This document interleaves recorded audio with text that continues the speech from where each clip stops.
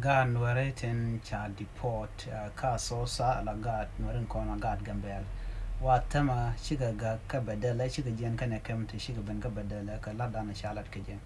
Wa gwaza dana shiga benten wa shiga na jogo no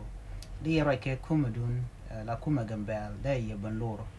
ko shabu yorkatin en kan torbilan kona non ka netin konti la God Nueri kin wena Nuerin content gwadde ka so sa nunga ka torbiyeli yo inte konta la yo kene bel ka jen danen kenten nunga ka toto man kula tin jene konta ma chiga chugo bedele mte do mo de kuma gambe alda de ka roi ne ti ke dong chiga roi bo kwa je duno la ra chala ga je ne ti kene kan tongo mo ka bedele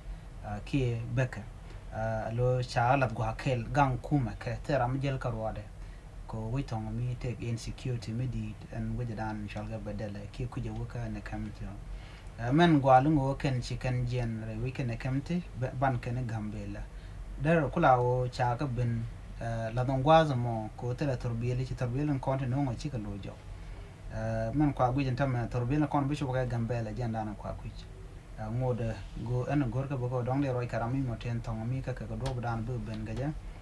ki mishi kuma Gambela cha right kaneti ki kan right kaneti